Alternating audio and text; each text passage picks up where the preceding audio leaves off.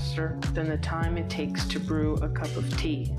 Hi, Tea Mystique reminds you that no experience is too big or too small to teach us something about ourselves. Join us for a cup of tea as we steep into adulting, womanhood, independence, and more. How was everyone's week? Good. Good. I lied. No, it was good. It hasn't been going good. Fine. Oh no. Oh no. Here we go again. Up. The week started off good. It started off strong. Too strong, in my opinion. Because you Too started strong. grad school, innit? Yeah. It's grad school, innit? Yeah. And everybody started She school. was so excited when she Yeah. told us she did her first discussion post. Excited is a strong word. Excited is a strong word. I still have You to know do why I mine might not have before understood it fully. 2:59 a.m. Today? today. Pam? Gosh, here we are. Procrastinating. But I don't have to do APA citation, so Hey. it'll be done in 2 seconds. Our friends listening don't know what time it is right now. So is she a procrastinator? Not necessarily. They don't know what take time it is. She's ahead on schedule. Listen, sound like it's I'm getting navigating a magically train. done. Magic. ChatGPT. Torres. That Just unveiled the magic. But yeah, this week has overall been pretty good. I just would say that it's been a very, just very different energy this week. You know, like different energy than I've had like all summer long, right? And I definitely think it's due to our topic. Yeah, like that's a good way of putting it. Like, am I the only one that feels like Miami is eternal summer, but poetically, summer is over for me?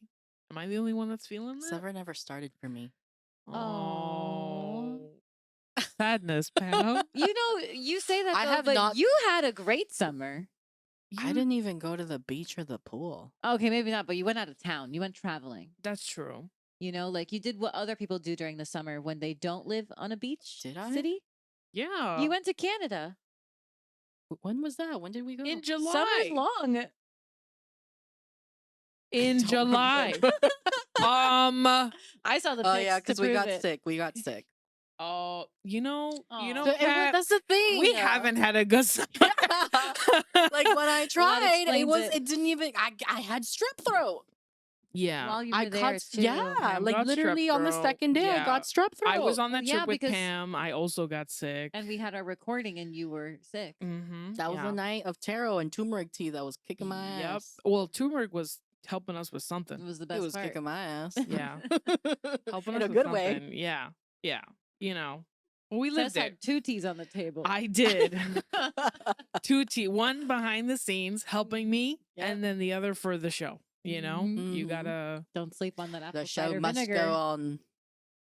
I took apple Addicted. cider vinegar every day following that. I had no taste buds, so I was like, "What am I to lose? I can't even taste the apple cider vinegar." So, yeah, Well, it has not been a real summer, but we Mm-mm. make the best that we can. You know. I don't know. I've got a pretty good tan. So I'm okay, jealous. Kat. I've been out. Way to rub it in our faces. I've been out. I mean, I'm sorry. Did I tell you when you told us that you would go to Arnar. like the community pools? The first thing I thought of was like those '90s movies. Like, God, what's that movie? The one with the kids and There then are so many, and I can't remember. any hold of on, hold them. on, hold Any on. The decom. Sandlot. Stand by Me.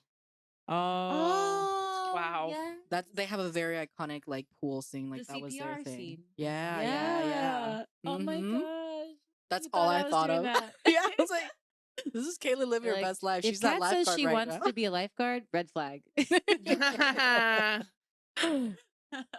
Scary. Don't worry, Scary. folks. I did not. Honestly, I only went to the pool in gym. I mean, sorry. I only went to the pool in June. Okay. June. I was like, do you want to explain that month? Why thought don't you I have meant, that on my like, 'cause you calendar? In gym. I thought you meant because like you went to the pool specifically to like swim laps and not Oh, like for pool like for gym. pleasure. Yeah. Yeah. That would be a logical Leisure. thing No, to June come was to, the yeah. only month I went to the pool, and it's because we had a competition with some friends on who would swim the most. I didn't win, Damn. but I got second. See, like my friends and I had planned a barbecue, a meat sweat. We call it meat sweat, with the pool, and then it turned out that it got rained on. And like we were able to Damn. barbecue, but we couldn't get in the pool. It was like Yeah. ugly and Damn. muggy and Super mosquito dangerous. infested. Yeah. And yeah. I will say though, my friend, props to him. He bought us those tiki torches so we wouldn't get bitten alive, but I still did, so I had to use bug spray. I got Use that good bug blood. spray. Don't come to They have Florida tiki without bug torches spray. with citronella in the. Yeah, that's fluid. what he bought. Oh, Yeah. But they still, you wasn't know, enough. It wasn't enough. And Enough he did. idiot Never enough. guys. Nope. He had like 5 torches, almost like a Who's a that? ceremonial. Seance. I know. I didn't want to say it, but It's coming. It's It is. coming. Yeah. Season. Well, we've come out of summer alive, albeit all those factors, right? So congratulations, ladies. Yay. But we've come to another interesting intersection here, right? We are currently, right, in an interesting point in time. But before we get too deep into that, Kat is going to talk to us about the amazing tea that we have here to comfort us, right, and help us get through today's topic. Yeah, absolutely. So a formal hello to all of our listeners. Thanks for joining us today. Thank you for taking time out of whatever it is that you've got going on to just listen to us three kind of spew our own truths today. So this morning's tea that we've specially brewed for today's episode is a blend of several different ingredients that are intended to bring you both balance, harmony, and cleansing. So we have, particularly for the cleansing, we have a blend of both dandelion and licorice root. So these are specifically known, well, the licorice root in particular is specifically known to help clean out the kidneys, but both dandelion and liver are good for cleaning out your liver. Wait, what did I say? Oh no! So both dandelion root and licorice root are both good to help clean out your liver. Liver. you know, Yeah. I don't feel so bad with my rosemary comment from before. The rosary. Yeah. We have another Oh, one. nice throwback. Another one for the Another books. one. Another one to add to the blooper reel coming soon. Yes. So both of these are, yeah, just like really nice natural cleansers. They're going to clean out everything from that system and flush it right out of you. Very similar to an oolong tea, which we will definitely be brewing here soon in one of our episodes when it becomes appropriate for a topic. But yeah, great digestive herbs that you can use.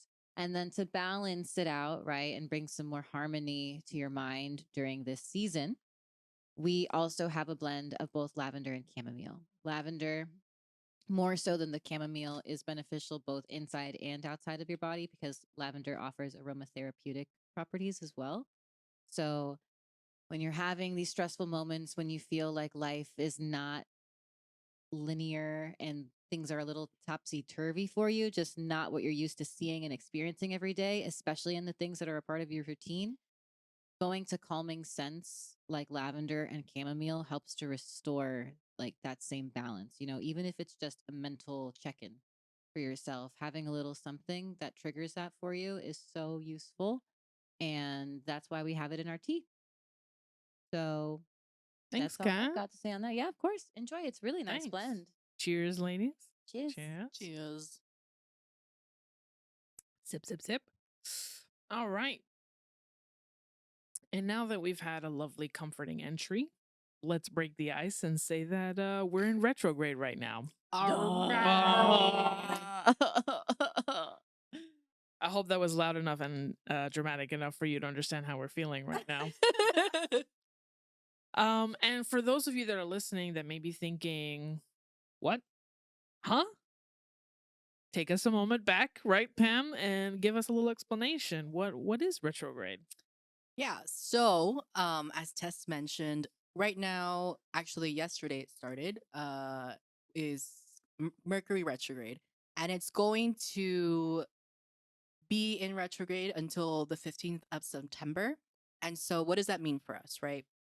So Mercury is the planet of communication, intelligence, and it's also known for technology and information and related information. And what retrograde means is that the planet appears to be spinning in reverse, but really it's just spinning a lot more slowly. And so for those who know about astrology or who don't, what that means is a lot of the energies of what the planet would usually evoke are going to be blocked, are going to be in reverse, are going to be put in a pause. And so Mercury retrograde specifically has the bad reputation of causing chaos, right? Everyone blame it on Mercury retrograde or the memes that I see. Yep. Mercury's in Gatorade. Um, but essentially, what that means for us is we need to take a moment to pause. There's going to be a lot of potential miscommunications that can happen. As I mentioned, Mercury is the planet of communication, and it being in retrograde and spinning reversely, it's going to block a lot of that energy. And so we might feel frustrated. We might feel like our words are not coming across the way that we want them to. Technology, what's the word I'm looking for? Famously, I guess, is known to kind of go a little bit haywire.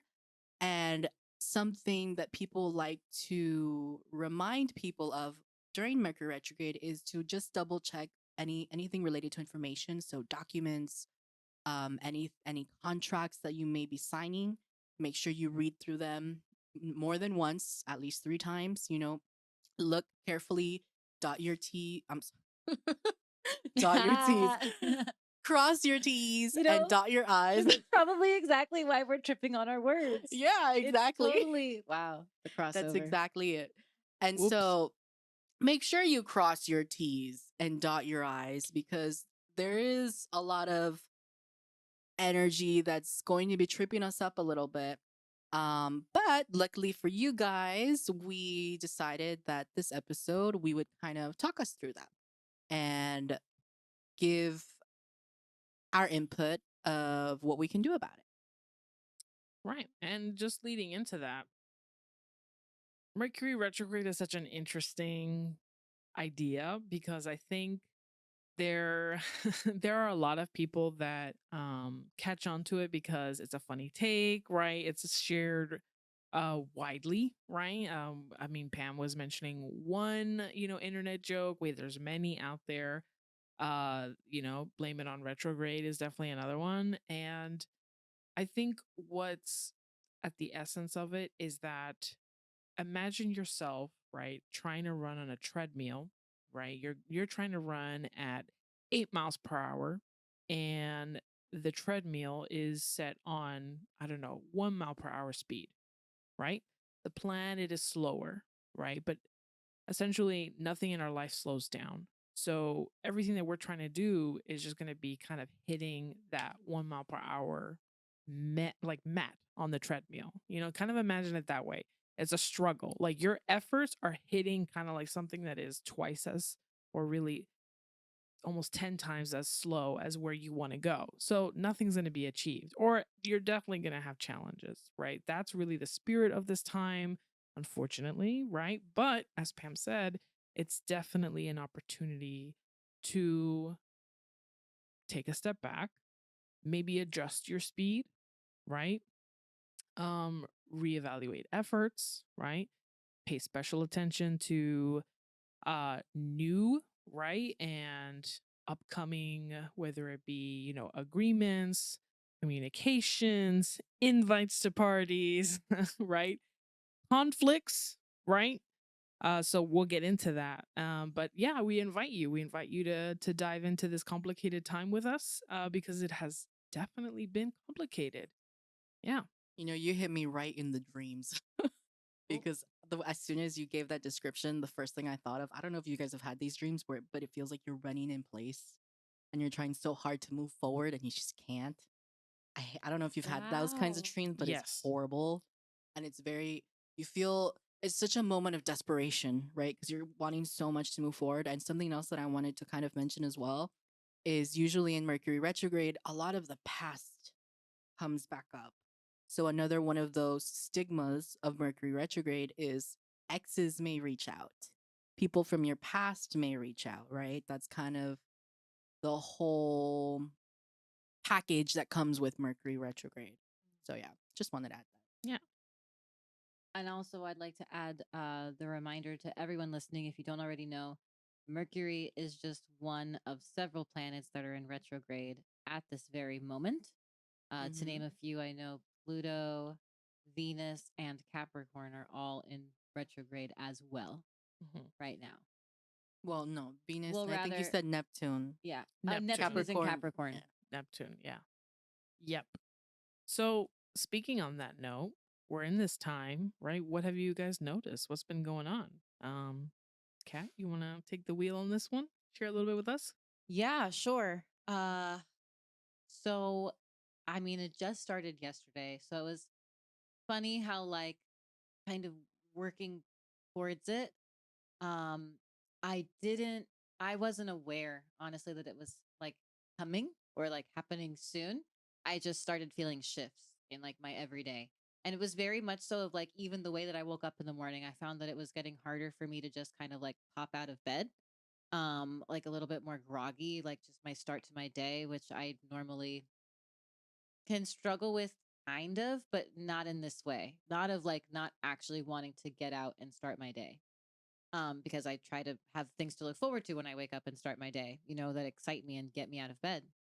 But another thing I would say is I've I've been running, right? And I run and I usually like run with people, but we run with people, but we run at our own paces, right? So I might still be running alone because no one else is running the same speed as me, but I never feel alone. Like I've never felt like I'm out there, like left to my own defenses, and I've never had any issues in like this entire time that I've been running with the way that people see me while I'm running.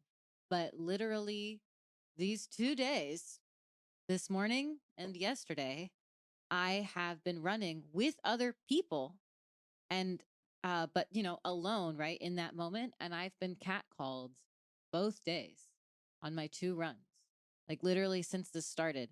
And I never feel uncomfortable when I'm running, and I never feel out of place. I always feel very secure. I don't even run with music, so that I can stay like aware and alert. And I've felt uncomfortable doing my favorite thing for me to do, like during the day. So it's been really interesting to see how like it's almost like it feels like I'm being tested in those moments of like, is this something that is happening to make me like question if I want to do this, like make it a little bit harder to want to get out there because I've got something working against me when I normally don't, or what's working against me is of my own like self demise, right? That I'm tired or I'm lazy and I don't want to do it. No, no, no. This is like when I'm out there already doing it, doing the work, I have something like stopping me and putting up a wall. So that's been very interesting. And that's just like something that I've noticed off the bat. But I've also noticed the energy from others. I've noticed like how, like, just seeing other people being off. I've also noticed that at work, I work in a very professional setting. I'm in a show right now at a great company, and no one's ever late. Everyone's on time, and everyone was on time, like of the beginning of this week. But yesterday and today, almost half of the team was late. I overslept yesterday and I woke up exactly at the time that I normally leave for work to be early for work. So I ended up being like right on time for work.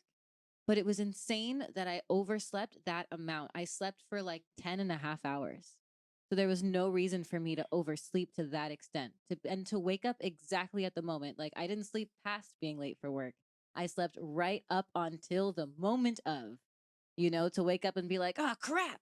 And like have the entire heart attack, but also be like, but it's there. It's within reach. I can still make it there and like right on the dot. And I did somehow. But it's just another crazy thing of like, I was so set for the day and like to have I went to bed at a good time and then boom, still overslept. And yeah, I noticed that. I was like, everyone is late and none of us are the types of people to be late. And everyone had like some crazy story with traffic and people are coming from all over, from 2 counties away, and then people as close as like 15-minute drive, from the company. And so it's just been really interesting to see the small ways that it's playing because I know that don't know if Pam has touched on it specifically, but within it, it's very related to daily tasks, Mm-hmm. like the things that are happening in our routine. And so, like, that shakeup of your morning, like, is a trickle down effect into your entire day. It impacts Absolutely. their moods. So it's something that I'm definitely starting to see. Hopefully, our people combat it, myself included. But it's definitely something like an immediate awareness, once it happened. Schools Yeah. should really consider Mercury retrograde and push the start Oh my of school God. starting. So imagine like that's like not even to like are the energies discombobulated, but then you have to deal with like school traffic and people figuring stuff out and new schools, new this week has roads, the been traffic rough. goes back up. Lord, I'm so sorry. That Yeah. sucks. It's okay. Yeah. It was kind of hilarious yesterday because it was the first day. So it was like the first day of Mercury in retrograde. Kat goes to bed early the night before, and out of nowhere, her phone dies. So she oversleeps, Wow. Yeah. by like 2.5 hours off of the amount of sleep that she normally gets for Yeah. no reason. I also wish the cat calling was more like, "Hey, cat." Oh. Cat No, calling. it was Pa-dum-cha. exclusively in Spanish. Hola, cat. Yeah. Hola, cat. I wish it Yeah. was that innocent. Yeah. know. It's such a terrible break of ceremony almost to have somebody like any person, right? I know catcalling is probably men, right? But any person to kind of like break the ceremony and what you love. I'm sorry about that. It's all right. Yeah. It definitely made me like increase my speed, which I wasn't supposed to, but it made me like, it gave me like a mild rage. And so I just kind of ran it off until I was like, okay, Using I the can test settle techniques. back down now. Yeah, yeah. Anger is your motivation. Don't do me. Don't do me. This is how you get injured. Oh, no. Well, Interesting you say that. yeah. Oh man. What about you, Pam? What's going on? Oh man, for this specific retrograde, I mean, you're hearing it live, right? Like we're kind of tripping up all over our words. One of my friends is going through a really tough time right now. Just happened this past weekend as well. And something else that I want to add to Mercury retrograde is a lot of that energy, you'll feel it. You'll still feel it even a few weeks before and after the retrograde period, just because that's how powerful those energies are. So, even recently, right, this week alone has been so hard to wake up in the morning.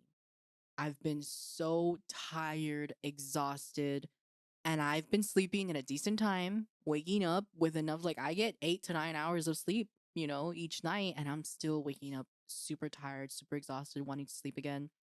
And I've actually observed, so last year and the year before, I'm usually gone during Labor Day weekend and I take advantage of the 3-day weekend and I go on a trip.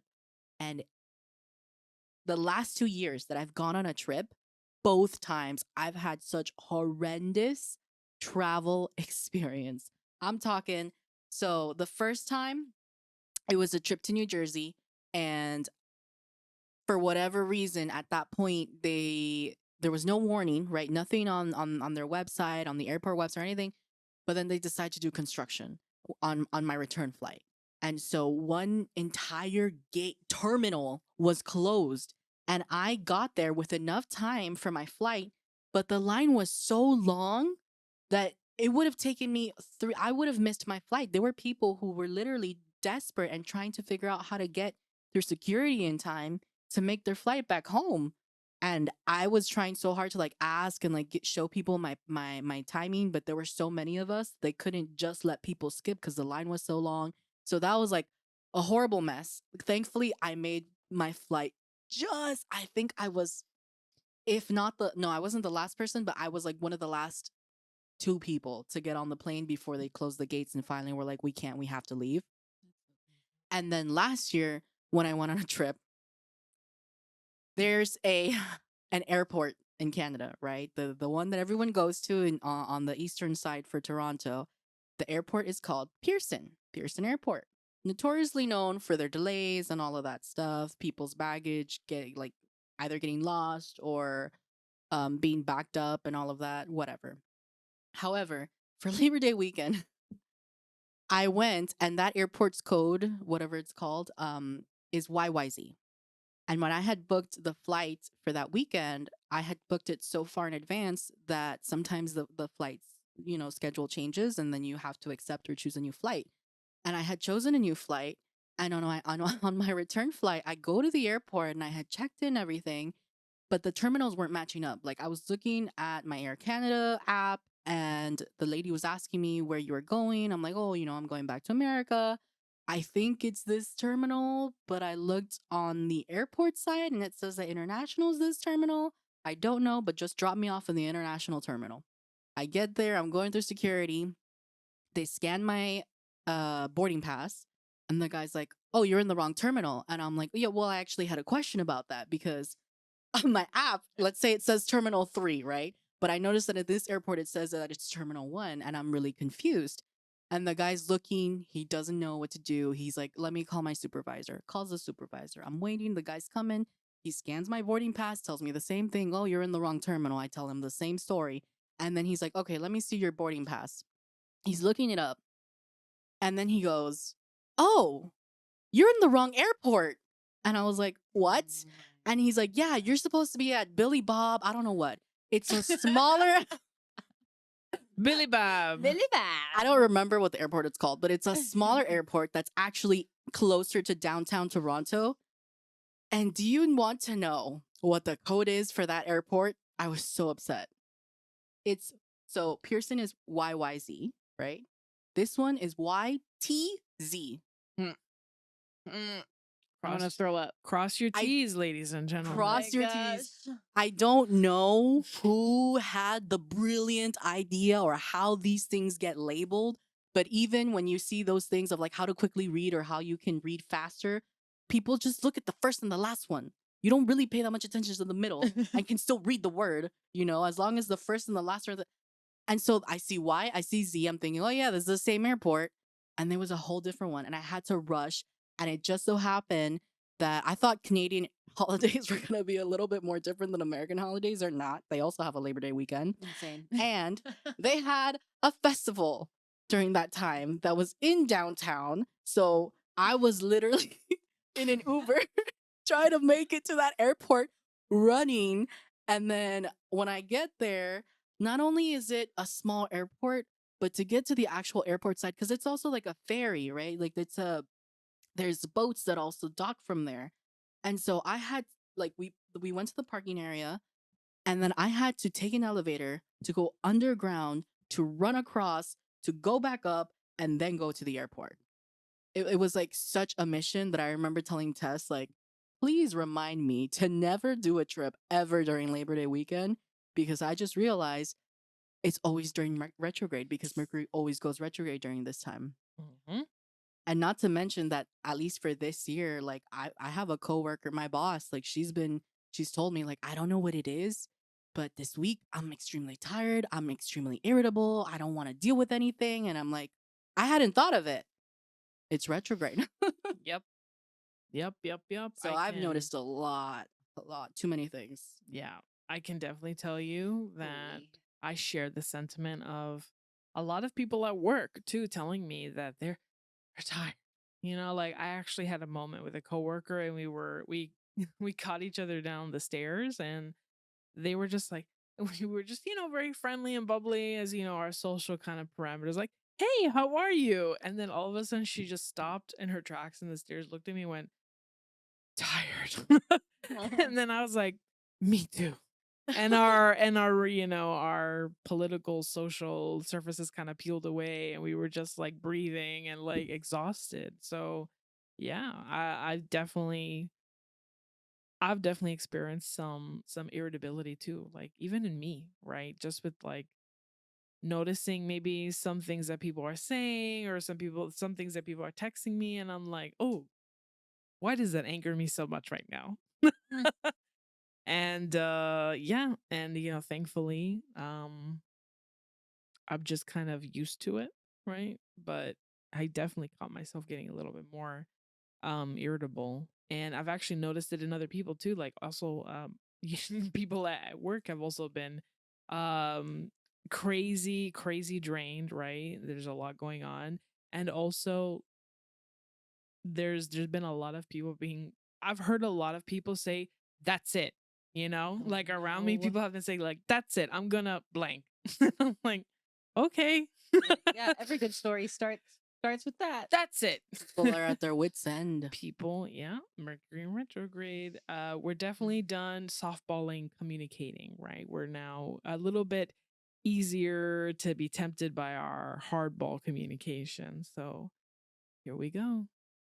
Here we go.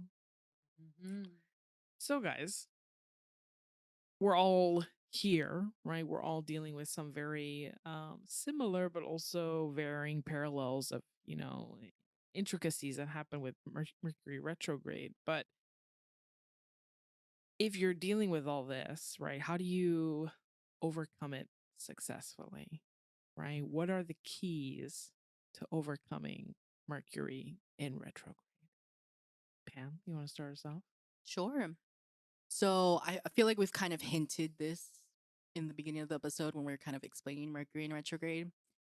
Um, I think during this time, it's important to take account of yourself, of certain things that you're noticing, right? So, for example, I mentioned my two horrible experiences with traveling during this time. So, I took that into account and I decided, okay, if I can help it, I'm going to avoid traveling during such a hectic time, especially because, people try to take advantage of 3-day weekends as well. So, travel is going, and it's getting close to the end of the summer. So, those last second vacations that people take, people are going to be traveling.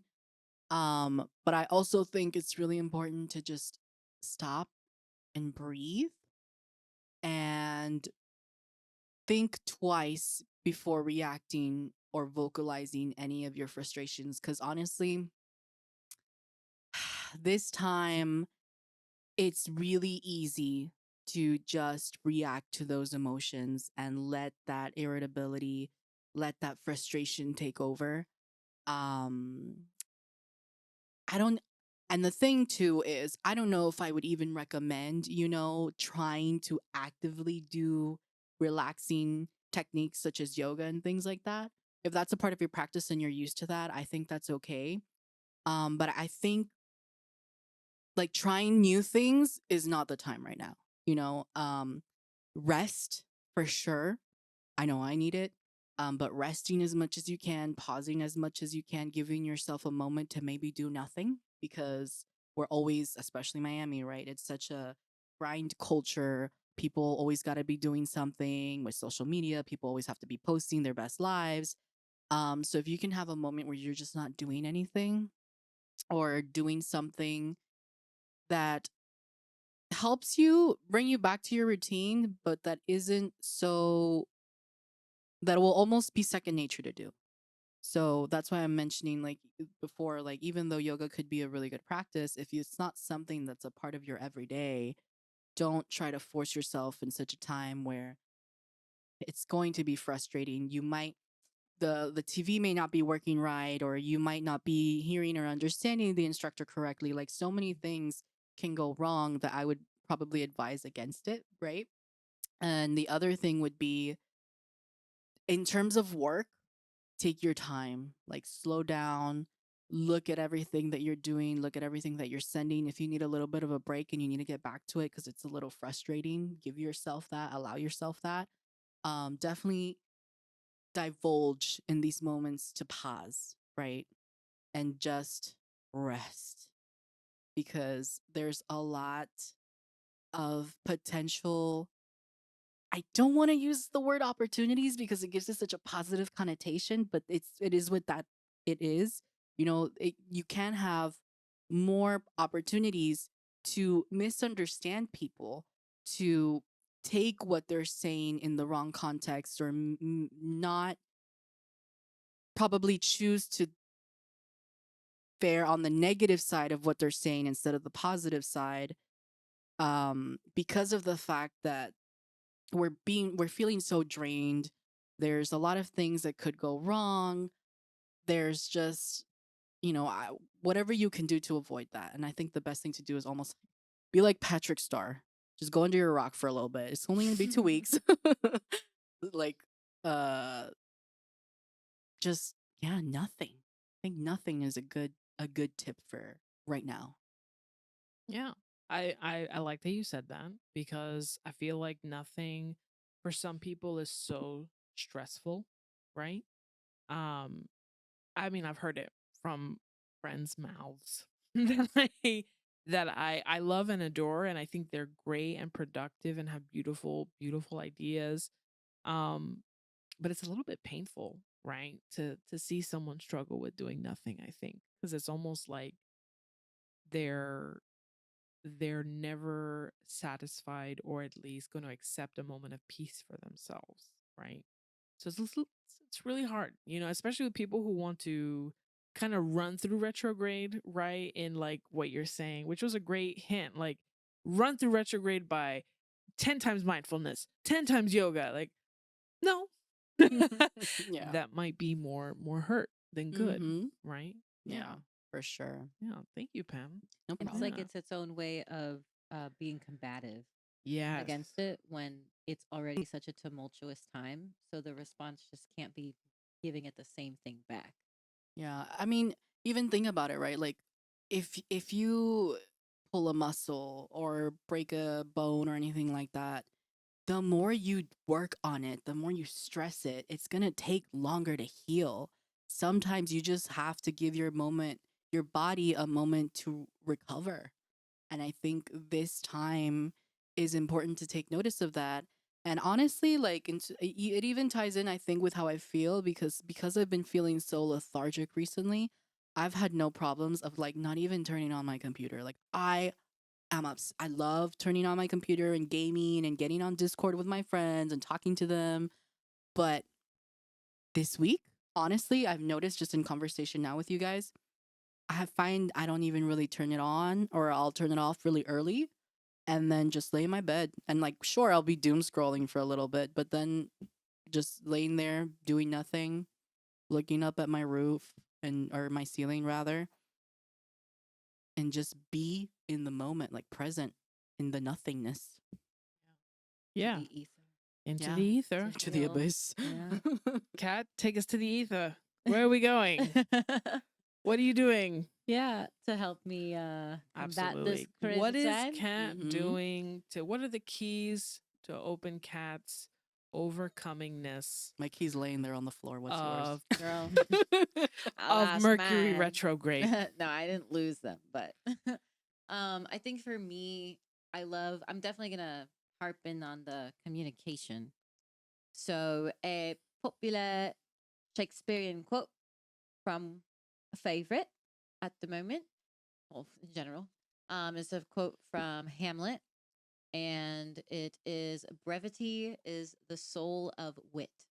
Now, Shakespearean English is a little bit different. Well, it's really different from the way that we speak English now. So, just to like unpack the phrase, like brevity is the soul of wit. Wit today we know as like, oh, being witty, like being like quick, like a quick thinker. And that is true, but like from Shakespearean times in the Elizabethan era, it's more of wit is related to more of your humor, and your humor is more of like the way that you are, your persona, your personality. So like brevity is the soul of who you are, right? Your aura and your essence.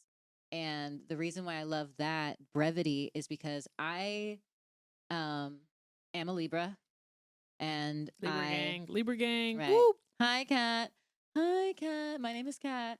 And I suffer from like people pleasing. It's something that like I always constantly have to check in on myself with. And one of the ways that that reflects in my communication style is that oftentimes, if not like double checked, I will overshare. Not just like personal tidbits about my life, but also like I'll overshare in communicating to like access someone else's needs or them via my own, right? So if someone's inviting me somewhere, if someone needs something from me for work, if someone's asking for a favor, if someone needs advice, right, at a time when I'm busy, I'm I usually have to like double check, triple check myself when communicating with them because I'm so afraid of giving what they may see as a negative response. So like in person, right, it'll be like I have to kind of I'll be that person who might be going, or I was, right? That person who would go around the topic without just saying, like, nope, I can't, but thank you for letting me know, you know? And I had to really learn that. And it's amazing because as I learned it, I realized how much easier it made my life. But the one thing that I'll say about Mercury in retrograde, because it naturally like just gets you into a funky state with your communication, I noticed that I like those insecurities come back like instantly. And like in instances when I don't normally fear my communication style, right? Like people who I talk to on the daily, my partner. I've noticed like just now in these couple of days, I've like we have a lot more like bickering, like back and forth. And like of course it's harmless, it's nothing because we've nailed our communication, but it's interesting when you come across little moments like these where it's like why are we like just not on the same page? Like why do I feel like I need to over explain? And I'm realizing I'm like I don't think I need to over explain. I think that for some reason both of us have this desire to uh make ourselves feel like we're just missing each other, like we're just missing that key factor that helps me to connect to exactly what you're saying right now. And so you just got to let it go sometimes, like what is the real focus of this conversation? Where are we going? What are we doing here? What are we planning? And how can I just help you get your answer, and how can you help me get mine? So, brevity is the soul of wit. To use so many words to say it is like be concise with your answer and stand firm in your stance. Right? If you want to go out and do something somewhere and it means that you need to like change a plan with someone else, like just do it, but you don't need to explain yourself. And this is a general tool, right? Just in general for communication. But if it's something that you're struggling with and you feel like you're not being understood right now, like I'm here to say like that's absolutely because of what's happening that's outside of your control. Like there are planetary forces right now that are shifting things. So you shouldn't think that it's a personal thing, and just kind of like take this moment to hone in on this lesson and ask yourself like what are the ways that my communication might be a little more than what my people in my life need to know. Like what can I just keep for me? An example would be someone was like messaging me to check in to see if I wanted to join them for a class. They're a teacher and I'm not available. That's really it. Like I'm just not available that day. But they like checked in with me personally, which I very much appreciated. That's great business, great marketing for you. But my answer is no. And they like kind of just didn't take my no for an answer. So they sent me another reply, with like kind of combating like, well, you can do this instead. And it was one of those things where it was like I thought I communicated this in as many words as I needed. So what else can I say? And so I created a whole message. This was all through text too. So fun. Yeah, so we'll hear more about that in a moment. So many thoughts about texting. And so yeah, so like I created, which is a great thing to do, like write out everything that you're thinking, right? But don't send that message. And like once you write out everything that you're thinking, then you realize how much was unnecessary, right? And sometimes you just kind of need to spew it out, which is can be the good thing about writing things down. And then you realize, oh, the only essential thing here is this. So then you delete everything else, reread that. Does this really answer what they wanted from me? It does. And you just send that message, and you got your release, whatever you felt like you needed to say and explain. And then they got the only thing that they were asking for, which was their answer. I think that so oftentimes we assume what people are thinking and what they want from us. And so right now is just not a time to focus on that. Right now is a time to just communicate your needs, and respond to others, but no need to go any farther than that. I love that you said that. I love that you said that. Pam, you had a take. Yeah, restraint is such a hard skill to practice, but it's so important. So I'm so glad you said all of that. Yeah. Yeah. And I actually had a therapy session right before Mercury retrograde, which I'm so thankful for in retrospect. Haha.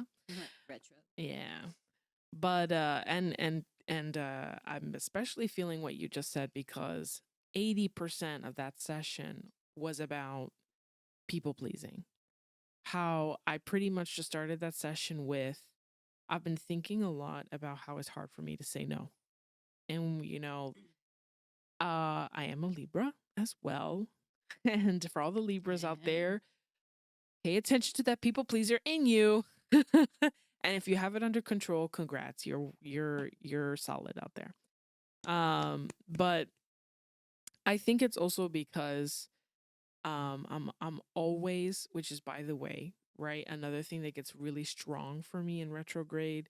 I have such strong sense of like attachment in retrograde. Like I want to be around people extra, you know? And then it's a little bit negative for me because then I start having these feelings of, well, if I don't say yes to this person, they're not going to like that I said no, right? And they're never going to want to hang out with me again. Those are the thoughts that are creeping in Yeah. this season. Mm-hmm. And and quite simply, my therapist was like, well, why would you want to be around someone like that? Period. Literally, she took the words straight out of my mouth. Yeah. That is so well said. Yeah. And I was like, wow, but I love this person. And they're like, well, I mean, I think it's good that you love that person, but I don't think it's good if you love someone and they treat you like that. And I was like, So yeah, and it was an amazing session. That was just a taste of it. But yeah, I mean, that instantly brought me back to that session that I had, and being really thankful for it that I had it before retrograde, because I have been feeling like that, like a lot of voices that are extra, a little clingy, right? Like my tendencies being clingy have been kind of a little bit stronger, and I've been definitely, just to answer this from my perspective, right? Like one thing that I'm doing, which is ridiculous, right? But bear with me, okay? I watch trash TV. I'm watching What is 90 I'm watching 90 Day Fiance pretty much. Okay, reality TV. Yeah. It's not trash. It's Just just super real entertaining. garbage. And I say that as an actor. I should, yeah. Sorry, guys. I guess I say that because we still care about our trash recycle. Hello. But I say that because I could literally be doing anything else, and it's just kind of company. And for me, it's like fun company where I'm like, huh, that's crazy. And I'm so detached, it's like a very comforting detachment to kind of have something playing around. You're not really paying attention to it. So it's almost training me, right? When those thoughts kind of bubble in my head, they're trash thoughts, by the way. So I'm also like, haha, that's kind of funny. Let me just ignore it. So try it out. Try watching something that you're probably not going to continue, or you're not going to be invested in. I'm not invested in 90 Fiance. I was gonna ask for them. Do you get invested in it? Yeah, I mean, I think it's just like if I really relate to one character, which I did, but that's it. That's the one. That's the one. That's yeah, it. I agree with that. Yeah. Because one will do it for you. It's enough. Mm-hmm. Yeah, I and don't make really, the rules. yeah, it's the more the tool of just being like, just getting used to having really loud, obnoxious, clingy, melodramatic, right? Dare I say, because reality shows can be really melodramatic. Noise around you, right? Or noise around me, because this is what I'm doing. And being okay with walking out of the room, because I just folded laundry while I was watching 90 Day Fiance, and coming back, and the noise is still going on, and I'm still doing my own thing. And that has really helped me buy my time back from these really clingy, miscommunicative thoughts, right? Very misleading. So that's something I encourage everybody to try out. It's okay if you still watch reality TV and are invested in it. Maybe watch something else that you're not invested. Because if that, for example, is Game of Thrones for you, play it in the background. That is your, empty kind of free detachment show for you. And it is very melodramatic as well. So get used to walking out of the room when Daenerys is doing something. I don't know, right? And that's kind of like my exercise, like my mock detachment from when those really negative thoughts are coming from me, kind of try to claw in. And I'm like, no. I'm okay. I'm going to walk out of the room with my folded laundry and I'm going to be okay. Nothing is happening. 90 Day Fiance is burning and they're on fire, but I'm okay. I am So, not them. Yeah, I am okay. Yeah. And just to add on to what you said and maybe also help you, I think it's important to remember whatever you say yes to, you're also saying no to something else. So, completely to the point of your therapist, right? Like you're saying yes to this person, but you're saying no to yourself. So, Yeah, buying yourself, buying back your time. Cuz when you say yes to going out, you say no to doing your laundry, and then you come back and it's a mess and it still goes back to your head. So, and just round because circle. like somebody asks you doesn't mean you have to say yes outright, right? Like one of the things that I'm trying to help my boss through is she's also very infamous for saying yes to a lot of things work related. Um, and one of the promises that she said that she had made to us for our team is consistency and being better about not saying yes to everything. And I tell her, you have a really good heart. So I understand why you want to say yes to everything, right? Just like you, Tess. But at least say, like, yes, I would love to, but let me check with my team. So it's like you don't have to give a response right away of absolutely yes. You could say, I would be interested, but just let me check something, or let me check how I feel, or let me, whatever. And then exactly what your therapist said. If they are not happy with an answer, then there needs to be a reevaluation of, does this person deserve my time because they're not willing to respect my decision? Right. Mm-hmm. Right. And that just proves, I guess, that it goes into your work, because our work, and I know everybody, especially those out there that are restless and kind of naturally inclined to always research something new, will be like, okay, well, I'm tired of what I'm doing. It's like, well, sometimes we forget that what we do on a daily basis is consuming, right? And we don't notice it until we tack on all of this additional. And then we're like, oh my God, I barely got to what I actually need to do, right? Same thing with friends and invitations, and like, oh, I'm gonna see all my friends. And then you're like, oh, I actually forgot to do these things for me. And that can happen very easily in retrograde, because so many people want to be in motion, and yet there's a force that's saying, the counter of that, you know, maybe lack of motion, if not slower motion, right? Um, the other tip that I have is kind of going into what Pam was saying, which is, don't a routine, right? We've been talking about that. Kat has even been talking about a routine. And something that I did right for myself recently is I told myself, right, because I had been feeling down and I had been feeling out of whack, and we all do retail therapy, right? And I always love and fear doing this at Mercury retrograde, because we have this instinct to try something new. And like, I'm gonna buy that $700 treadmill, Oh my and gosh. it's not part of our routine, and we're already exhausted enough with countering all of these slower energies around us. So why are we gonna try and reinvigorate these new ideas, whether it be yoga, treadmilling, buying a $300 blender, and you don't use it, right? I find myself doing that so much, like being so invigorated by like material, right? But yet never really dedicating to like integrating it into my life. So I kind of promised myself that if I am going to buy anything, it's going to be things I know I already use, right? So, and that has looked really practical for me. So, if you're going to do retail therapy during this time, make sure that it's a better version of something you already use. Okay? If you're already using a blender, fine. You can treat yourself to a better blender, right? But if you've never used one before and you've never had it part of your therapy, think twice. I mean, routine, think twice, right? So if you've always, right, struggled with, I don't know, making breakfast in the morning, and then you buy a new weird gadget to boil eggs, fine. But make sure you're eating boiled eggs for breakfast, okay? Don't find something just to say, well, it's new and it's the newness of the item, because that's all it's going to be, and it's just going to be sitting on a shelf, and once again, not serving you. So always going back to those little things, right? Just to add on to what Pam and Kat have kind of really laid out metaphysically and mentally, right? There's also very tactile, material things to kind of pay attention to when when we are in Mercury retrograde, right? Yeah. That's awesome.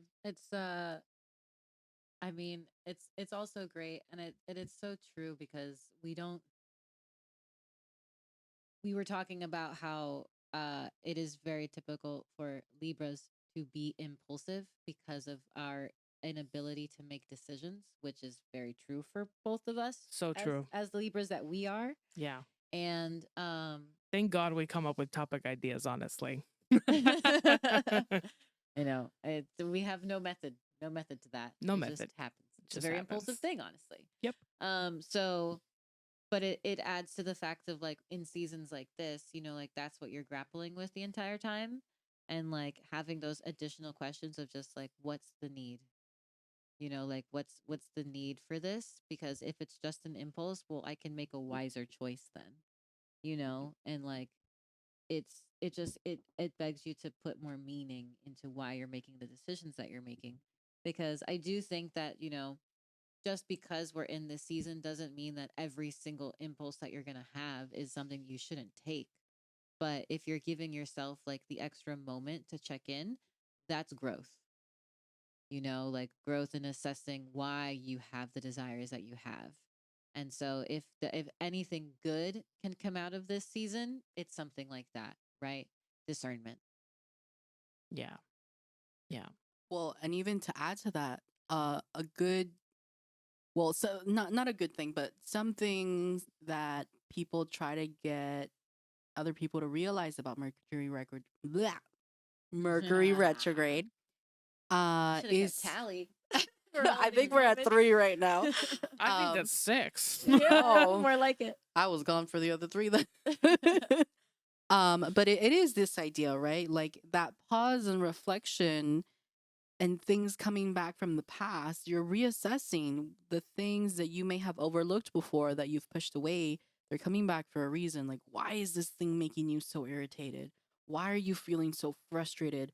If something went wrong, what is it trying to get you to focus or notice about whatever it may be, right? Like, let's say you're late to work, or let's say you're a mess happens, is there something like what other message could it possibly be giving you? Even though I know I said to do nothing earlier, but it's a good time to kind of do nothing extra so that you have the time to focus on what is on your plate right now. Like, what is this? Is this something that will still serve me? Is this something that no longer serves me? Do I have to take into account how much time it may be taking from my life right now? So I love that you mentioned that. So thank you. Yeah. There's a really good point, right, in Mercury retrograde that is to really check up on for those of us that are zodiac inclined, check up on what that sign actually is. Where is your Mercury? Is it in Pisces? Because for those of us that know about birth charts, right, we all have placements for different planets. So is your Mercury, in Libra, and are you experiencing some like really toss ups in your decision making, or, in your impulsiveness and decision changing, right? Is it in Capricorn and you're feeling totally disconnected or exaggerated, right, on one side of the spectrum? Because that's kind of opposite, right, of what the sign actually draws for you in terms of energy. My Mercury is also in Libra. So that explains a lot for me, right? Yeah. It does. Yeah. And just another thing about Libras and what we've kind of talked about in people pleasing and over explanation, oversharing. I know another Libra who's definitely an oversharer. And that by the way, right, is a strength and a weakness, because which is what he will say, right? He will say that your greatest strength is also your weakness. And I think I'm proud to be an oversharer, right? Because on any other season, right, it brings me like closer to people, right? It connects me with people. It makes me vulnerable and open to like bonding. But in these times of temptations that, you know, things can go awry really quickly, right? Our oversharing definitely, you know, catches us off guard. Um, and I will say to myself, right, and I'll say to you, Kent, right, that I will say to another friend who is definitely an oversharer too, who's not a Libra. So everyone can relate to this, right? You don't need to justify yourself ever to people who are not going to A, care, right? Or B, need it because they either are strangers, right? Or stranger enough that you don't have to explain, or people who love you and should understand, right? Going back to our earlier judgment here. And I definitely see that sometimes we justify because we don't remember that, you know, we are worth saying no. We are worth buying ourselves back time. We are worth slowing down. We are worth to value our routine, right? Um, we are so valuable even in nothing and staring up at the ceiling, right, Pam? Yes. And as I said, yes, full stop, as a sentence, no is also a complete sentence. Yeah. Full stop. Full stop. No, full stop. No explanations necessary. And I think it's so interesting, right? Like, we're so easy or more inclined to accept yes and not request a justification for why you're saying yes, but we can't say no. And we feel like we have to justify that no. Yeah. And you know, we're kind of touching on this already, right? Because we're kind of talking already about being mindful of reasons and answers and choices. Um, and that's definitely, I will start it, right? That's definitely something that I'm mindful of. You know, especially in Mercury retrograde, I'm mindful of my decisions and I'm mindful of how much I need to share my decision because sometimes the response is no response. um I try definitely to be patient with myself because there's this train of thought, right, that could definitely go, right, some places that are dark, right, especially for me in my head, but I try and not pay attention to the darkness so much and try to really be mindful of my environment, right? Where am I in the time of day? Have I just left work and I'm exhausted and I don't need to be answering a text message when I've just like finished one marathon of the day, right? I don't need to tack on more work, right, for myself, even if it's answering messages and committing to things that I don't need to be even right thinking of right now. Thought is realty in your mind. And that's definitely what I pay a special mindfulness to in Mercury, when Mercury is in retrograde. Yeah. So I just started us off, but Pam, you want to tag Yeah. on? And I love what you said too, because the mind is powerful and what you think can manifest itself into reality for better or for worse. So I love that that's something that you're mindful of, especially being a Libra. Um, Especially being a Libra. especially. I know your mind's working overtime trying to level out those scales of justice. um, Yup. Stop. hmm I think something I really try to be mindful of, even if I'm not even aware that it's Mercury retrograde, right? Just when I feel that I'm low or things are frustrating me, or things don't seem to be going right, I try to be mindful of my reactions.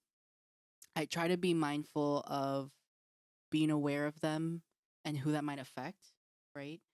Um, it's really easy to overreact when we're in a state of being tired and everything's annoying us. And so I try to be mindful of what may be causing that. Is it something that I'm doing? Like, am I not getting enough sleep? Am I eating too much junk? Do I need to pause? Do I have to take a break from a certain person or people? Because I think even to what you were saying earlier, right? And even what Caitlin was saying earlier in terms of having to justify yourself, having grown up in the 90s without technology, right? In a childhood where toys were starting to emerge and technology was starting to emerge, and now seeing how technology has really taken over our lives, honestly, um, is it's really easy to forget how much access people have to us now. Even when it comes to messaging people, there's read messages. Oh, you read my message. Why didn't you respond? Oh, but you read it at this time, or it says it's delivered, or anything like that. So, whatever it is that you have to do, I think it's important to take account of that and be mindful of that as well, of how much access you give to people. Because again, Mercury in retrograde, right? It's all about communication. It's all about this transfer of information. A lot of that gets foggy, gets confusing. A lot of misunderstanding can happen. So if you know misunderstandings can happen through text, avoid them, right? Try to have conversations in person. Again, if that person doesn't understand, reevaluate where they stand in your life, right? Um, but at the same time, be mindful of how much access you're giving these people. Instagram stories are really popular to be posting what you're doing, and everybody needs to know that I'm having such a great time and I'm having such a great life. Do they? Who, like, I find myself recently not posting as much. I admit that 2 years ago, 3 years ago, even before COVID, I feel like 2018, 2017 was really peak for me in terms of using Instagram and posting stories. And it's exhausting. There's people may deny it, but there is a persona that we tend to try and fake on the internet and try and replicate. And I'm really thankful that a lot of my feed now showcases a lot of those, Instagram versus reality, and being mindful that everything that you see on the internet isn't necessarily real, and people around you may seem like everything's going great, but everyone's got their ups and downs.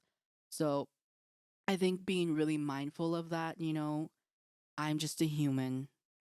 If this is annoying me, why is it annoying me? And then if I find that I need to have just space for myself, paying attention to those little details, it's really hard to overlook, especially now where we don't read terms of service. We just press accept and download the app, and all of that, and all the default settings are usually to give us that access, right? Even when it comes to, I guess, and for that point, it's the setting of the boundaries, right? One of the things I refuse to do at work is to give out my cell phone number, because I do not want people, unless they are my immediate team member, to contact me outside of work hours, because that's giving them access to me. I will give you access to my time, and only through work hours and through work methods, email, Teams. During the times that I am available, that will be when you can access me. Outside of that, no. Unless it's an emergency, that I have to give them my phone number because maybe we're running an event and they need to contact me because I'm the point person, then that I understand. But I try to really be mindful of that, of how much I respond to people. If they're really annoying me, okay, maybe we need a break. And it's no malintent or hard feelings towards that person. But sometimes, people, like, if you need your time, you need your time. And I think I am someone who really values my time with myself. And I've learned to appreciate that because of my previous experiences. So that's something that I really try to be super mindful of, especially when I'm feeling extra tired, when I'm feeling extra irritable, when I'm realizing that the words that are coming out of my mouth may not be coming out as I intend them. It may not even be them who are communicating poorly. It could be me, right? So let me take a break. Let me just stop. I need to just close off the world for a second. Let me rejuvenate. And when I come back, I'll be able to handle it. And we can avoid all of these potential problems, right? I mentioned earlier, there are so many opportunities for misunderstandings and for turmoil and for chaos. If I just remove myself from the situation, reset, rest, I can put myself back. And if I would have felt the need to justify myself, as Caitlin mentioned earlier, or felt the need to say yes because I felt guilty, like Tess was saying, it could potentially lead to us becoming worse, right, in our relationship. Because now I'm in a place where my cup is empty and I'm trying to pour out and fill out to all these other people, but there's nothing there. And so I will end up breaking. So I'd rather rest, be mindful of all these little details, take the time that I need for myself, and then come back when I'm ready. Yeah, it's important you say that because sometimes you kind of expect the negative reaction to happen instantaneously when sometimes the the the drainage, the drought of your tea is poured so nothing's left. It kind of that effect is a little bit delayed a lot of the times. You don't realize it until it rushes you. Right? Yeah, and my teacup could be full and I could be drinking it, but maybe I need that time to just drink it by myself because that turmeric tea will make me start coughing up all of my sinuses, you know? Yeah. Better not to have other people see that. Love how deep we're going into with this metaphor. I love that you shared about uh it could be you too. Absolutely. You know, that This is a two-way road, everybody. awareness. Communication, two-way Yeah. road. Absolutely. And that like Mercury in retrograde is not just happening to you. You know, I think it's also important to recognize that it's happening for you, that there's something that you're supposed to get out of this. So if you just go at it with the mentality of that everyone is coming at you with things and it's how are you best going to handle them? It's like, no, you are supposed to be adapting to these changes. You know, it's a reminder that the world is ever moving in its own ways. And one thing that I love to be mindful of is the fact that, and this is new information to me, but I think it's really important, is that but in comparison with many of the other planets, Mercury's is one of the shortest like moments of retrograde. And I think it's because of how powerful it is. It feels like a storm. You know, like something just passing through your life almost in an instant with comparison to how long, you know, time is and time can feel. And so, in a matter of just several weeks, it can completely alter the course of your decisions and a lot of your relationships based on how you react to it. And that is something that I stay very cautious of, you know, and like I'm very careful with who I spend my time with during that. Because what Pam was talking about is very real, that people will contact you from your past, or maybe not like, you know, distant past, recent past, people you just haven't spoken to, people that you didn't necessarily think that you had a connection with. And then they pursue you, you know, to kind of create something. And so these are all things that it's like don't turn a blind eye to that. You know, it's happening now for a reason because they're receiving the same like feelings and motions as you are, and that's how they're responding to them. They might be making a good choice in doing that, they might not be, depending on what that relationship that they had with you was. But like just being mindful of that, that's where it's coming from, I think will help you in knowing how to move forward. You know, like don't forget, don't think that just because they're contacting you that all of that's in the past now, if that's not where your heart is.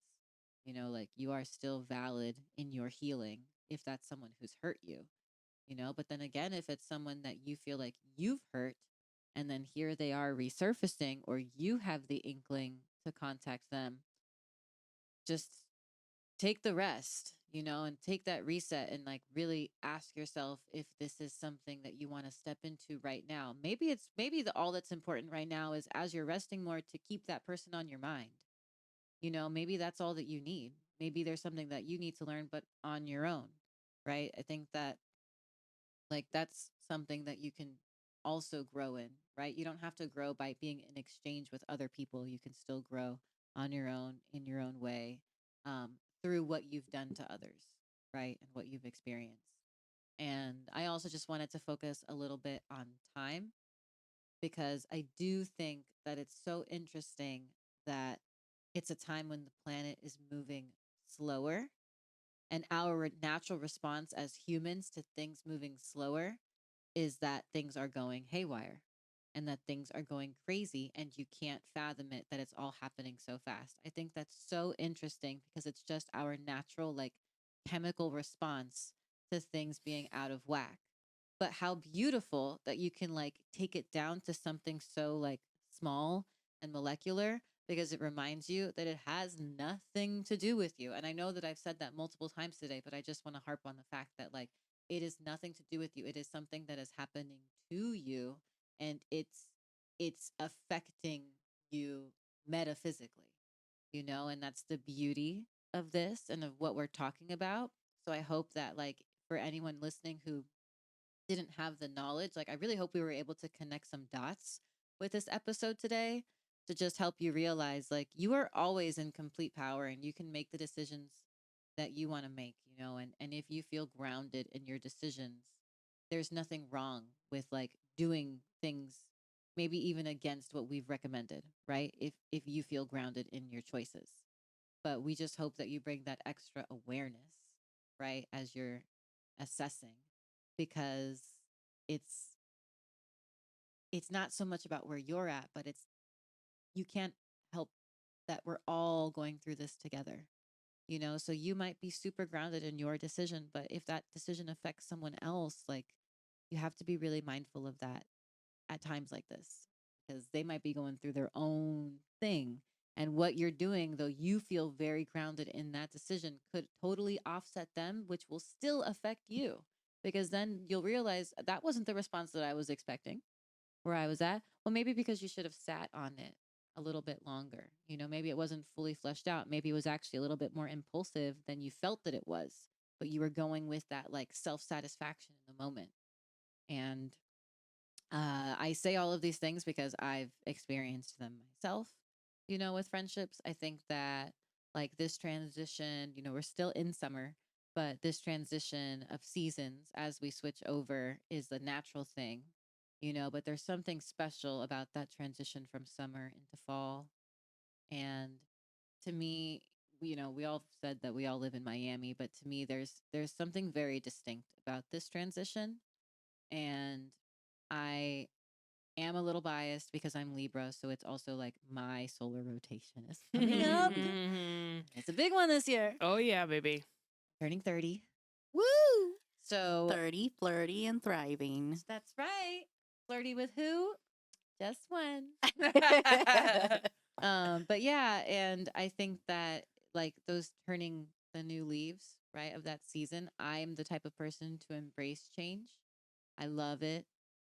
I love seeing like new things grow. I love like being that person to be an advocate for someone wanting to take a new direction in life. And so this happening in fall, right? And as Pam said, like oftentimes happening at the same time of year, I think is so synchronistic. Kids going back to school, anyone in education going back to the busyness of work. And on top of that, I mean, I'll throw myself in there. I'm an actor who works in education, right? So even as an artist, like all of these things happen at this time of year. And on top of that, like it's about to be the beginning of the fourth quarter for many businesses and industries.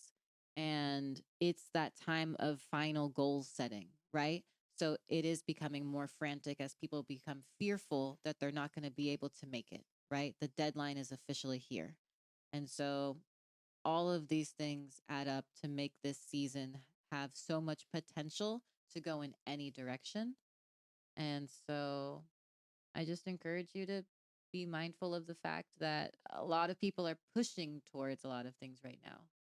So don't be one of those people who's going to push it, right? Just let nature take its course. If you need rest, you need rest. I recommend it. Yeah. Thank you, Kat. I want to add on to what you were saying about Mercury going in reverse, perspective is so key, right? Because Mercury retrograde, everyone says the planet is going in reverse, but really, it's just turning slower. It appears to be spinning in reverse from the perspective of where the planet is at the time of its rotation. And when you were saying that it's the fastest of the retrogrades and the strongest, think about where the planet lies, right? It's the closest one. So Neptune, Pluto, all of these planets are much farther. So the energy is going to linger a little bit more, maybe a little bit more subtle. Mercury's right there. Mercury's super fast, and when it comes, it's gonna feel stronger because of the closeness to us. So yeah, I just wanted to add on those things. There was one other comment that you had made that I wanted to add on to, but I completely forgot. Um, but just to kind of bring it all together, it's everything, right? Everything that we're saying. It's the idea of take a look, I think is the big picture of everything that we've been saying. Take that moment to stop and look at something. Whatever you choose it to be, how you choose to look at it, but look at it. Oh, I remember. It was that it's for you. And so even if let's say you don't believe in astrology, right? Let's say you don't believe in Mercury retrograde, that does not exclude you from experiencing the feelings that we feel, from having those moments of where you're feeling lower, where you're feeling down, where you're feeling like everything around you is crumbling. Um, there's a card in tarot. I think it came up in one of our readings. If you haven't seen that episode, that's okay. So there's a card in tarot that I think is also very two cards that are very encompassing of Mercury retrograde energy, and it's the Death card and the Tower card, right? It's the idea that the Tower card, the imagery is a tower that's breaking. Usually it's like a lightning bolt. There's fire. People are jumping out of the building and are falling. And it's this idea that there's something that has to be shaken up. There's something that if you don't look at it, I firmly believe the world, the universe, nature has a way of communicating with us. And there are lessons to be learned in your lifetime. And if you feel or are in a place where, again, right, we're saying the past comes back, a lesson comes back. If you haven't learned it, if you haven't taken that moment to pause and reflect and reassess and reevaluate your life, your decisions, whatever that may be, it's going to come back because you haven't learned that lesson yet. And I'm sure, you religious ladies can let me know in the Bible, but I'm sure there's a lot of stories about taking those moments, right? And thinking about, why is this happening to me? Everything happens for a reason. God wants you to be stronger. God wants you to overcome this, whatever, even if it's not Mercury retrograde for you. The core of the idea that I want all of you guys to come away with, because I think it's a really important message to walk away with from this episode today, is the idea that whatever you believe in, there's going to be hardships. There's going to be bumps in the road. And you can't just keep pretending like everything's fine and it's a straight paved road and just keep driving over all of those bumpy rocks. Eventually, that car's tires is going to wear down. It's going to wear down even faster. And if you don't learn to, avoid those bumps and go slower in those potholes, you're going to end up having a tire blow out on you, or you're going to have to repair your tires a lot more quickly, and it becomes exhausting. It becomes expensive. So I know, I'm sure our audience are not, you guys are probably a little bit more open to astrology, but I do want to acknowledge maybe there are some people who don't really necessarily believe it. I don't want you guys to think that these messages are not for you either and that you cannot relate to them, because outside of astrology, that at the end of the day, there are still going to be things that we as humans, right, as part of the human experience, we're meant to experience the highs and the lows. And so take that moment to think why. It's very easy to be like, oh my God, why me? Why me? Yeah, sit down. Why you? Think about it. Sit in it, stew in your stink for a little bit. Why? Oh, you got to take a shower. That's why. Yeah. Metaphorically. maybe not metaphorically, Maybe but that's okay. literally. Need a cold plunge. Yeah, and it's no coincidence, right, that Mercury is the closest planet. Mercury is the planet of communication, and it has the strongest effect on us because we are social beings. Oh yeah. No coincidence at all. Well, ladies, we've definitely, I feel, aired out some grievances, as well as embraced the Mercury retrograde happening around us, happening to us, coming from us, right? All of the arenas here. And we've come also to the point that, well, we will be hopefully by the time you're listening to this, coming out of it, right? And having definitely learned something, because I have definitely learned something here with you all today. So I'm Yes. excited. I'm excited. I know we got some new arsenal in our toolkits forward throughout this next few weeks. Yeah. Definitely. Definitely. And one more piece of arsenal for you. We're going to give our tarot reading here. Because, what better, tool for divination at a time like this than tarot? Yeah. So today we are using the Ethereal Visions Illuminated Tarot Deck by Matt Hughes. This is a beautiful tarot deck. It has like gold. Is it gilded? Is that the word? I don't know. Okay. It's like gold gilded cards. And the visuals are very light, very intricate. And I felt very drawn to use this deck today because as we were planning the episode, I felt like ethereal visions, right? The clarity that we need, something that might help us see with all the fogginess that's going on with Mercury retrograde. And what I felt drawn to and how to pull the tarot reading today is usually, I'll shuffle the cards, wait for something to come out. But I really wanted to take it slow today. And so as we were talking throughout the episode, you might see me if you're watching it on Spotify or on YouTube. I was laying the cards out and kind of as everybody was giving their responses, I was listening, but also taking a moment to ask the cards what other information they can give us during Mercury retrograde and just taking my time to put my hands over the cards, feel which one is being drawn to me. And I actually had to kind of separate them a little bit, move my hand back and forth, close my eyes, really listen into my intuition and verify if those were the cards that needed to be there. And so I'm going to reveal what was pulled. So this will be kind of an interesting reading today because these were pulled as we were talking, right? So Yeah. maybe they could be speaking to something that we were saying earlier. Who knows? Okay. I'm going to unravel first and then I love this. Okay.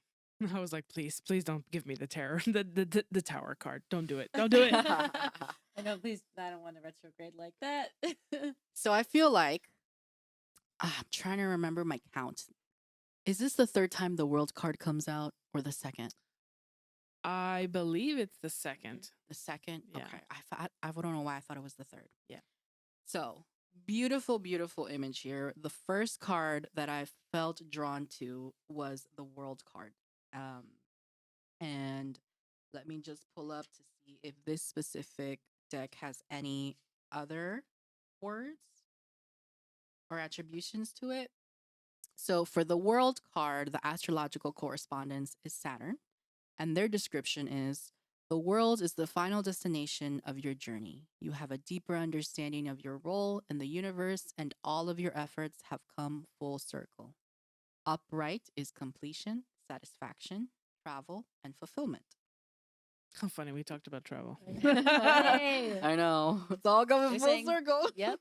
Is this a sign, Pam? Are we traveling next Labor Day weekend? No. I know. I was about to say. I was like, I think they want you to take that trip, girl. No. No. But you know what? This isn't for us. No. It's for Full all of us. sentence. Yeah. No. Full stop. The other cards.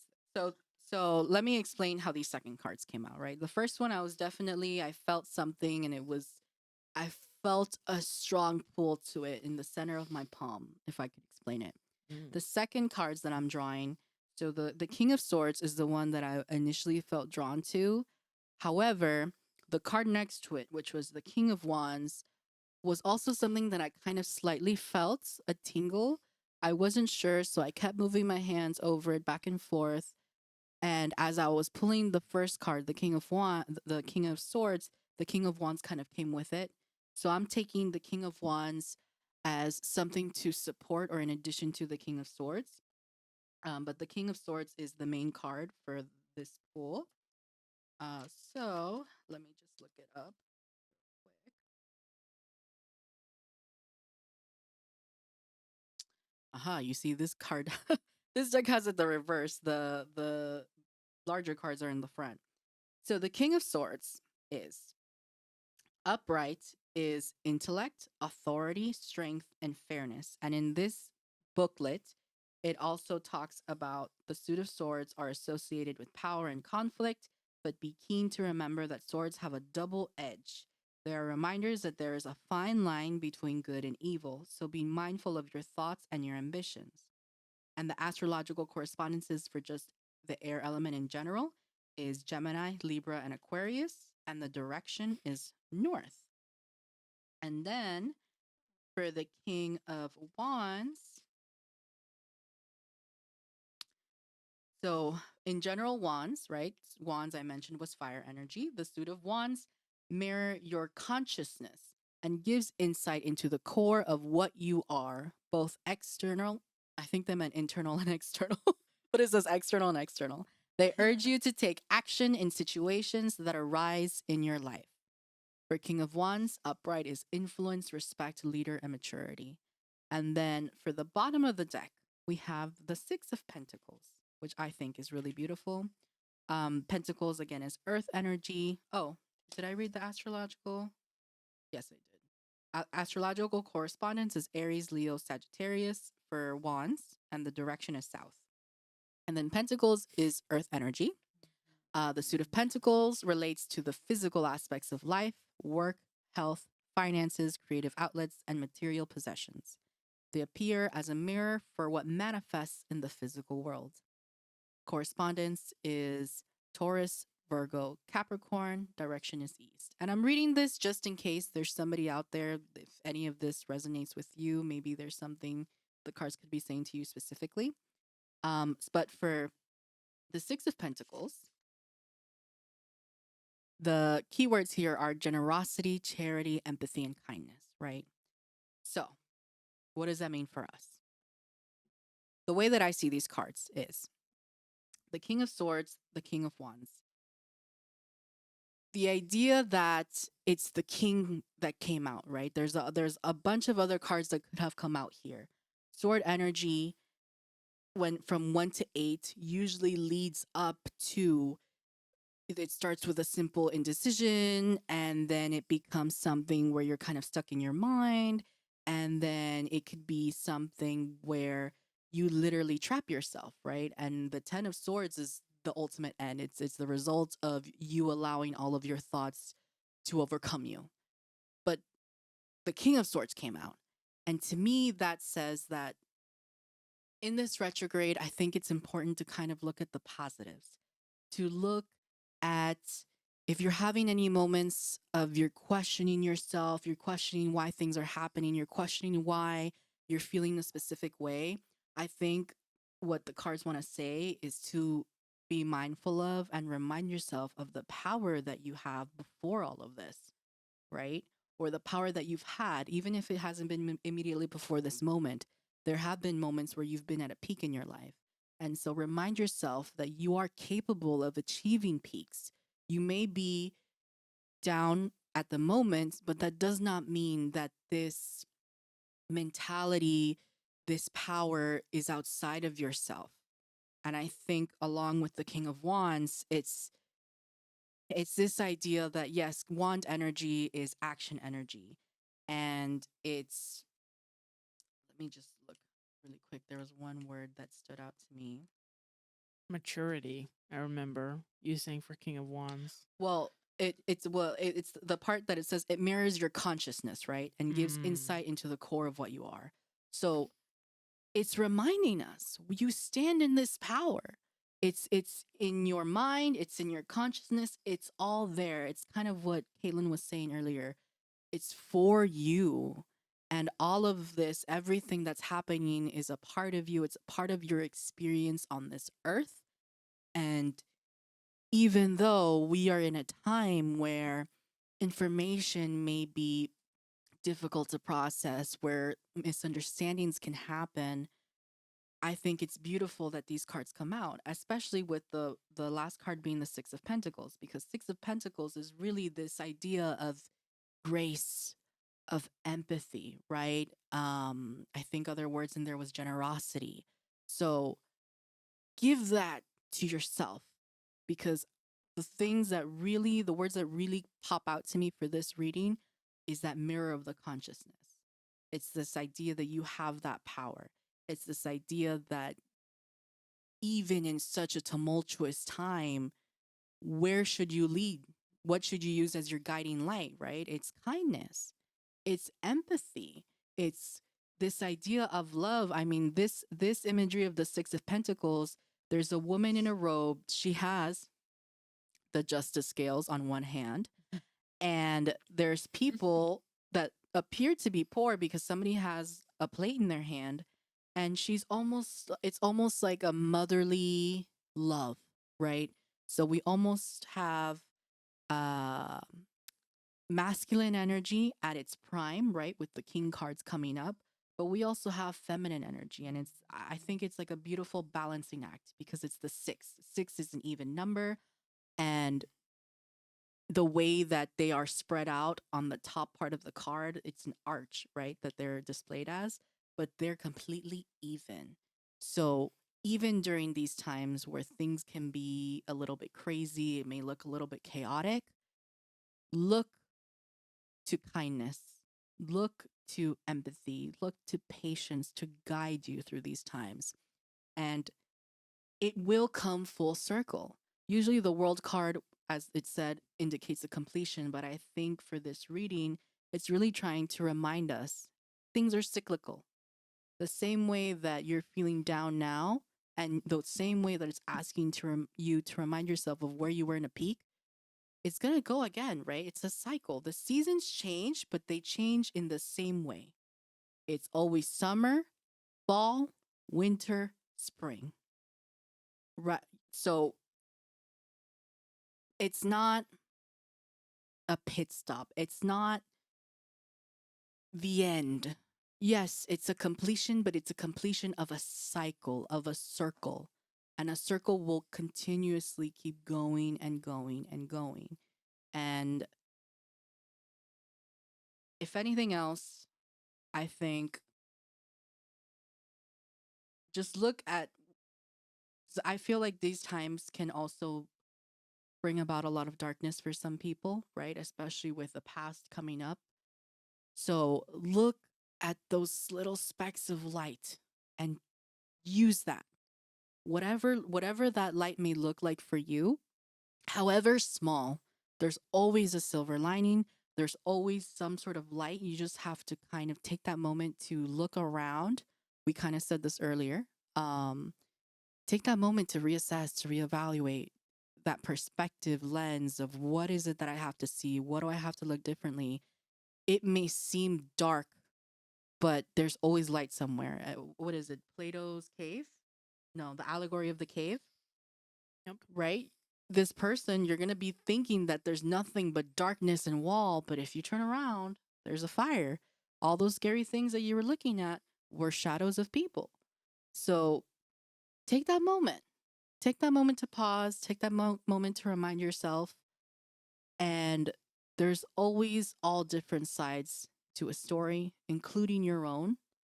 So don't think that the next chapter is not there, right? There's always going to be a next chapter. You have the power to decide how that chapter is going to be. We mentioned earlier a little bit that the mind is powerful, and that those mentalities and the mind can manifest into reality. So hope, be hopeful, and continue to look at all, I think look at the love, look at the kindness. Those are what's going to be very powerful tools for us during this retrograde. And there's a quote that I think kind of complements what Pam is saying.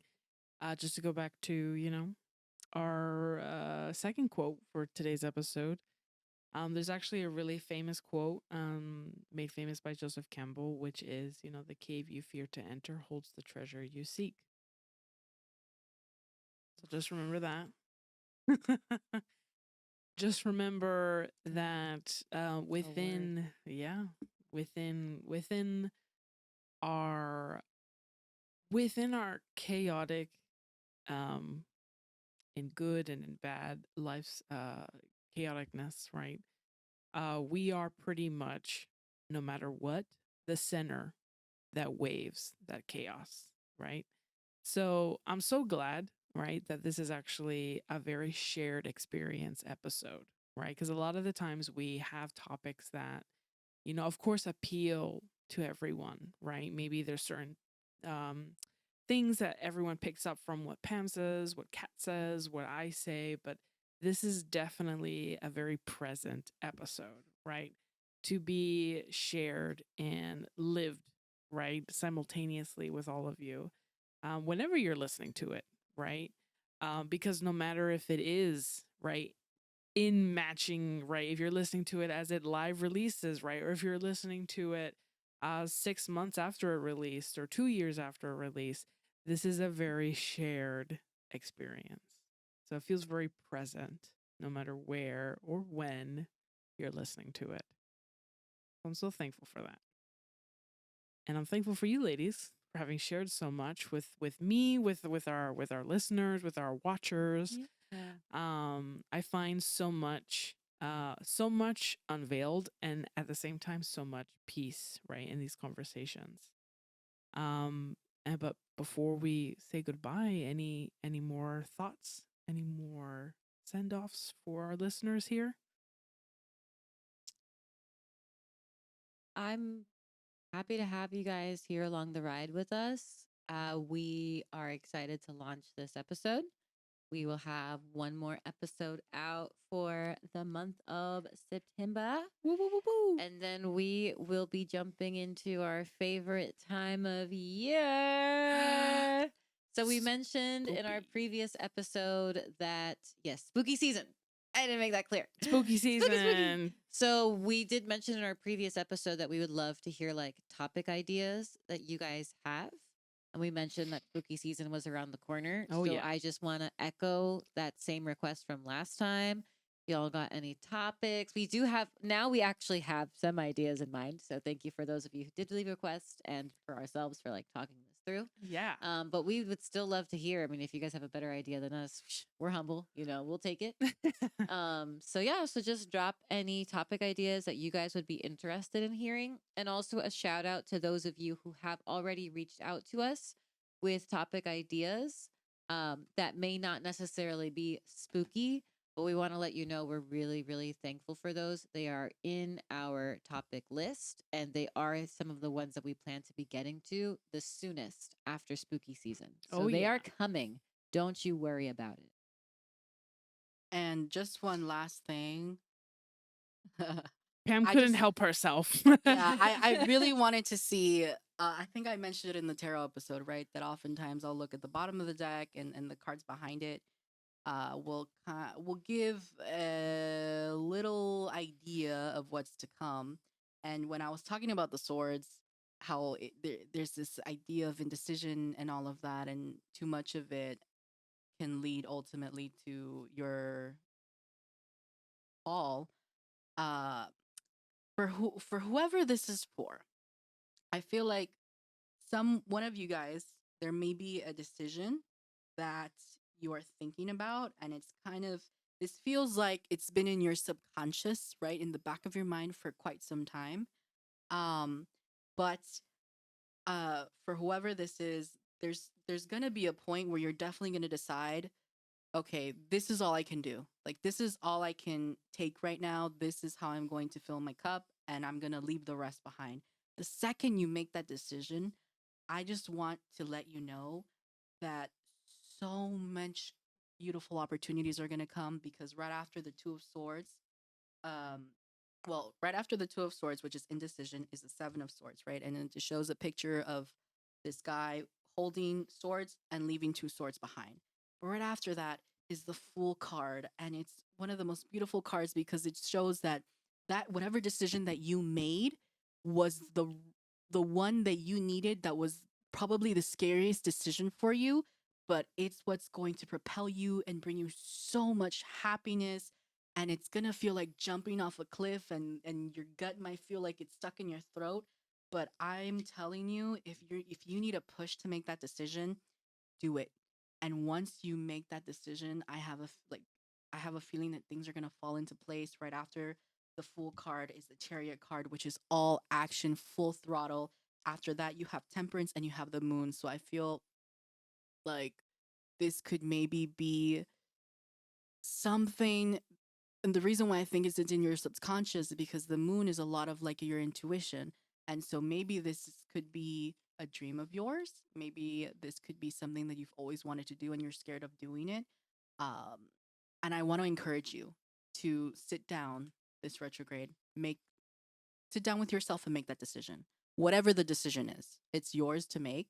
But as soon as you make it, and it may feel scary to make that decision, but once you do, it's going to be that cycle's going to start again and you're going to go back up.